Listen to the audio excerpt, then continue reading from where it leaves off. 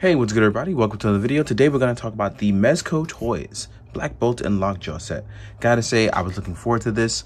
I have been a Blackbolt fan recently since they gave them that big push in the comics a while back. That was like the Celine Ahmed Blackbolt miniseries, which was awesome because it introduced Absorber Man kind of as this anti-hero. Then before that, we had the Uncanny Inhumans, which I thought was awesome. Charles Soule wrote some great stuff. And then just overall, what's been done with Blackbolt from like the Bendis Illuminati stuff all the way up till now is Blackbolt kind of played this quiet, well, obviously quiet, but this powerful role where, you know, he's a man of action. And then don't forget the Jonathan Hickman Avengers run where Blackbolt was just, he was killer Blackbolt, you know. I guess we're going to say everything was good for me from Infinity on, if you read the comics. But yeah, I've been loving the Blackbolt stuff, so I do appreciate this toy coming out. Anyway, let's get to it. Enough about comics. I gotta say, this is an excellent modern look, while also looking quite classic. It's one of those things where you can modernize the suit by having these nice little add-on and additions. It kind of looks like it's a Steve McNiven version of Blackbolt, and I love it. I absolutely do. It's very sleek. It's very powerful. It's to the point. It definitely does look good in my opinion. So look wise, if you were curious, here you are, front and back. We have our sleek but strong Blackbolt.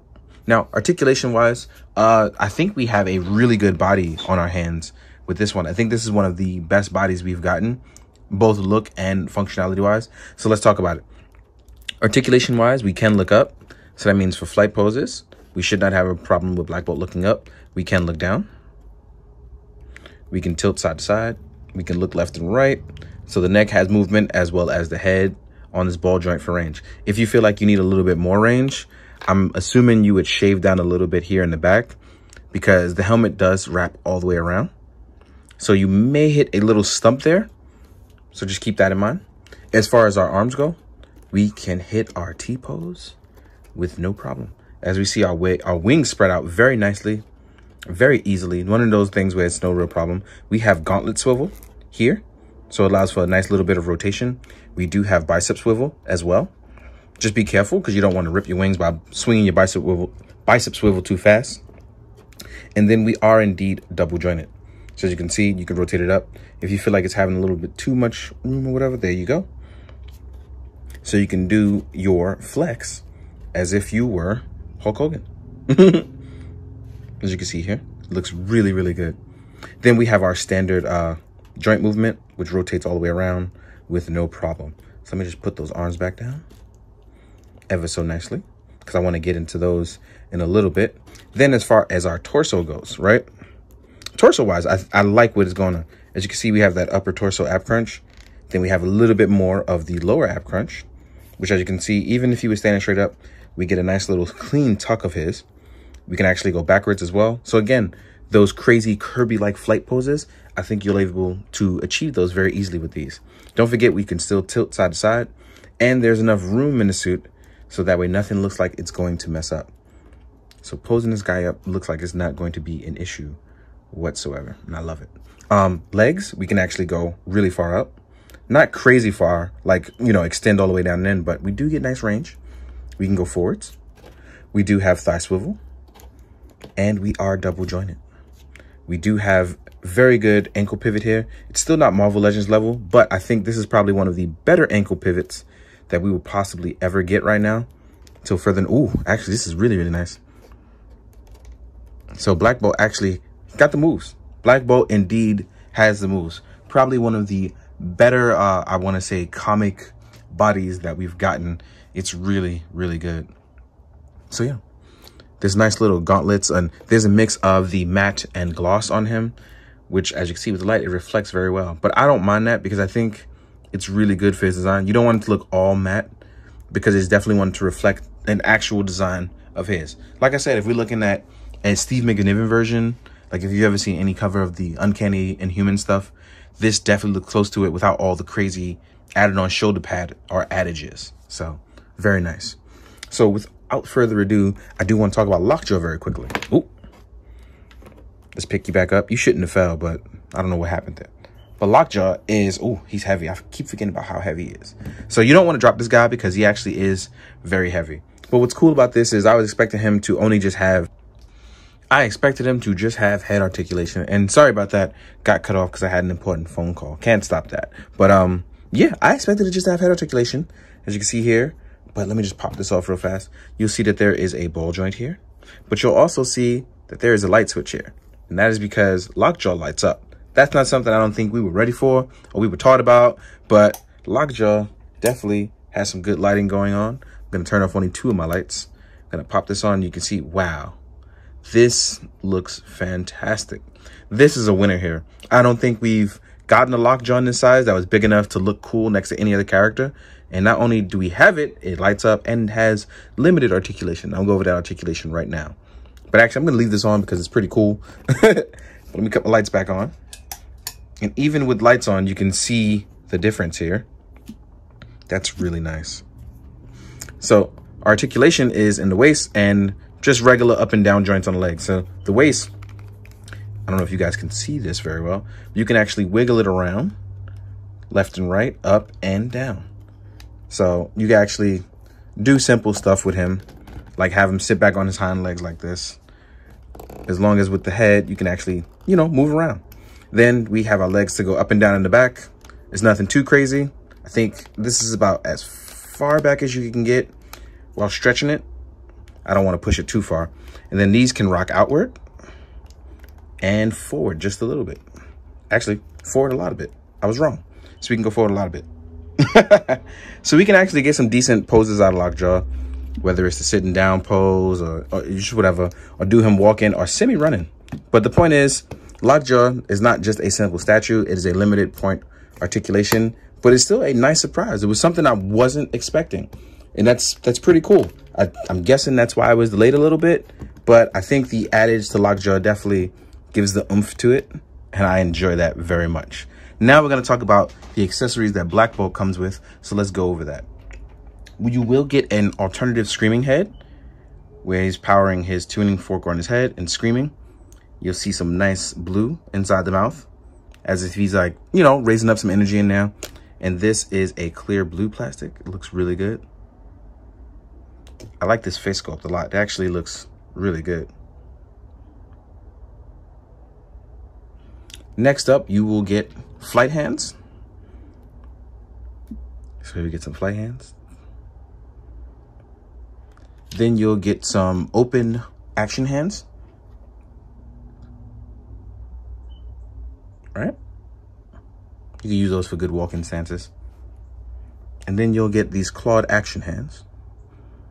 Kind of make it seem like you know, really getting into the action here. And that's all you'll get for the hands. Next up though, and I had to actually bring out the stand for this, you'll get a special stage. You get this normal stand, but you get a special stage that has Blackbolt's screaming voice, kind of resonating as a power. See if I can get some focus on that. Yeah, there we go. And this kind of pegs right in. You'll still get the normal stand as well with this, but this is the powered one. So it's really nice. This is a nice, cool effect that you can use. I'm pretty sure you'll find other uses for it too. But this is really nice because light actually reflects through it very well. Hopefully I can get that to show in my photos. And that's it in terms of accessories. Now, real quick, what we are going to do is we are going to jump into the size comparisons. So off camera, I'm going to get these guys all fixed up. I'm guessing Lockjaw you wouldn't really need fixed up. There's a few people I'll probably want to put him next to, but nothing crazy, right? And then we'll see how people compare with Blackbolt. Let's get to it. Now it's time to stack them up and see how things look size-wise. I'll compare a few things to Lockjaw first, so you can kind of get a glimpse of what's going on with Lockjaw. First things first, I'm going to pair with Lockjaw. I'm going to pair my my main man, Beta Ray Bill. Now, these two sparked up a friendship a while ago in the comics, and I was really feeling it, so I'm definitely going to have these two at least in a couple of photos, so you see how these guys look together. There's a custom cape by Harker Customs, in case you were wondering. Then, if you want to do a smaller Marvel Legend, let's do Professor X, because we'll have to compare him to how you want to with your Blackbolt. And even though this guy can't stand up, whether it's fictional or not, here we go. There you are. Right? Then let's compare stuff like SH Fig Arts, just in case you want to run around and like do some crazy crossover stuff, have some fun. So here is Kamen Rider Kuga. right here next to Lockjaw. Now I'm gonna put my main man Blackbolt back on my spot. And let's get to it. Let's put Blackbolt back. So here we are with Blackbolt. Now, let's get started, right? Just because you are basically building your Illuminati, here is a Mezco Doctor Strange. That is a custom Doctor Strange, right? Then you can add stuff like Black Panther, who's been in the different versions of the Illuminati, depending on if you read the Jonathan Hickman stuff from Avengers. So here's some Mezco stuff. As you can see, he stacks up pretty well with these guys, right? Next up, we're going to try Marvel Legends Medusa. And I really want a short hair version of Medusa from Uncanny Inhumans. And if you want to check out some recommended reading for Uncanny Inhumans, you can try out Charles Soule's Uncanny Inhumans run. And here's how she looks next to Blackbolt. She can't really stand, so I have to hold her up. Right? So here's Charles Xavier, the Marvel Legend I mentioned before. Then there's also the Saladin Ahmed, who's also currently writing the Miles Morales run of Spider-Man. He also did a Blackbolt run that I'm actually going to compare with the next guy here. Here he is with Absorbing Man, who was actually one of the guys in the show. I'm sorry, in the comic. It was actually really good. It was drawn by Christian Ward, sorry, not Christina. Here we are with another Mezco. Here is a Gold Skull Ninja. And like I said, Blackbolt looks really good no matter what he's next to. Just looks real good. Here is a Marvel Legends Namor.